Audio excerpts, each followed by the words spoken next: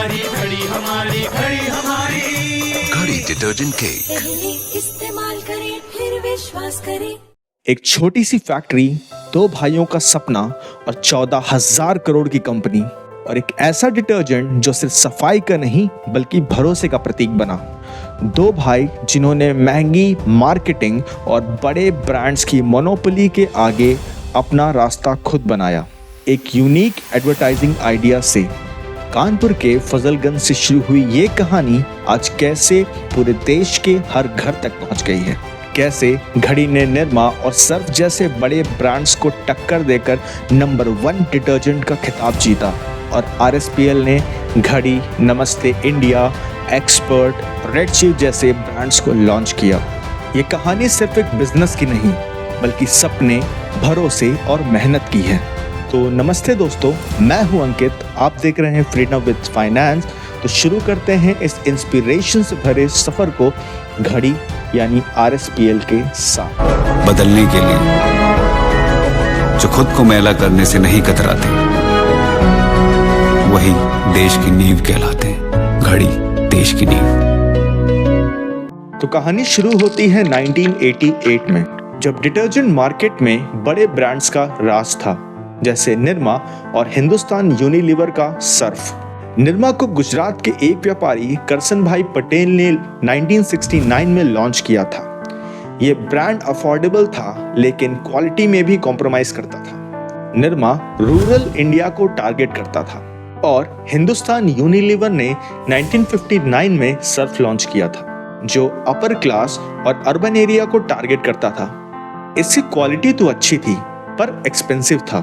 इसी market gap को मुरलीधर ज्ञानचंदानी और विमल कुमार ज्ञानचंदानी ने समझा और डिसाइड किया एक ऐसा डिटर्जेंट बनाए जो कि अफोर्डेबल भी हो और क्वालिटी में भी कॉम्प्रोमाइज ना करता हो। तो बात शुरू होती है 1987 कानपुर के फजलगंज से, जब मुरलीधर और विमल कुमार ने अपने फैमिली ग्लिसरीन सोप बिजनेस का नाम बदलकर महादेव सोप इंडस्ट्रीज रख दिया और अपना पहला डिटर्जेंट लॉन्च किया, जिसका नाम उन्होंने घड़ी रखा। ये नाम समझने में आसान था और लोगों के मन में बस जाने वाला था। लेकिन मार्केट में पहले से इस्टैब्लिश्ड ब्रांड निरमा और सर्फ के कारण उनका बिजनेस धीरे शुरू हुआ, पर वो गली और मोहल्लों में जा जाकर लोगों को घड़ी खरीदने के लिए मनाते रहे। फिर भी उन्हें निराशा ही हाथ लगी। उस समय ज्यादातर वॉशिंग पाउडर येलो या फिर ब्लू कलर के हुआ करते थे, पर उन्होंने सोचा व्हाइट कलर के डिटर्जेंट का प्रोडक्शन करने का एक मजबूत टैगलाइन के साथ। पहले इस्तेमाल करें फिर विश्वास करें। इस टैगलाइन ने कमाल कर दिया और लोगों का भरोसा घड़ी के ब्रांड में और मजबूत होता गया। लोगों को घड़ी पसंद आने लगा और इसे माउथ पब्लिसिटी भी मिलने लगी। कानपुर और उसके पास के इलाके में भी घड़ी काफी ज्यादा फेमस होने लगा और 1988 to 89 में घड़ी ने 1.4 करोड़ का टर्नओवर फाइल किया। यहाँ से इन्होंने पीछे मुड़कर नहीं देखा और 2005 में श्री महादेव सोप इंडस्ट्रीज का नाम बदलकर रोहित सर्फेक्टेंट प्राइवेट लिमिटेड रख दिया गया। अच्छी क्वालिटी का डिटर्जेंट, वो भी अफोर्डेबल रेट्स में। इस आइडिया के साथ घड़ी ने कानपुर के बाद यूपी में शिफ्ट किया, क्योंकि यूपी FMCG का 17% कंज्यूम करता था। ये डिसीजन एकदम सही साबित हुआ। यूपी घड़ी के लिए एक परफेक्ट लॉन्च पैड साबित हुआ और धीरे धीरे घड़ी यूपी के हर घर का नाम बन गया। घड़ी ने यूपी के बाद MP के बाद बिहार के बाद पंजाब और पंजाब के बाद हरियाणा में अपने प्रोडक्ट्स को इस्टेब्लिश किया। देखते ही देखते घड़ी ने पूरे नॉर्थ इंडिया में अपनी छाप छोड़ दी। घड़ी की सक्सेस प्रूफ है कि सिंपल आइडिया और फोकस अप्रोच के साथ किसी भी मार्केट में धमाका मचाया जा सकता है। फिर हिंदुस्तान यूनिलीवर ने व्हील को लॉन्च किया। व्हील सर्फ से अलग था और ये मासेस को टारगेट करने के लिए बनाया गया था, लेकिन घड़ी ने बोल्ड स्ट्रैटेजी अपनाई। RSPL ग्रुप ने घड़ी का प्राइस व्हील से ज़्यादा रखा और सर्फ से काफ़ी सस्ता, और इस स्ट्रैटेजी से RSPL ने अगले 15 साल में 500 करोड़ की सेल्स फाइल करी। और अगले 10 साल में 1700 करोड़ की सेल्स अचीव करी। इस स्ट्रैटेजी से घड़ी ने एक परफेक्ट बैलेंस मेंटेन किया, प्राइसिंग और क्वालिटी का। RSPL ग्रुप ने एक यूनिक डिस्ट्रीब्यूशन सिस्टम बनाया जो पूरे नॉर्थ इंडिया में छा गया। घड़ी ने हर 200 से 250 किलोमीटर के रेडियस में एक डिपो बनाया जो मार्केट के पास था, जिससे उनकी ट्रांसपोर्टेशन की कॉस्ट कम हुई।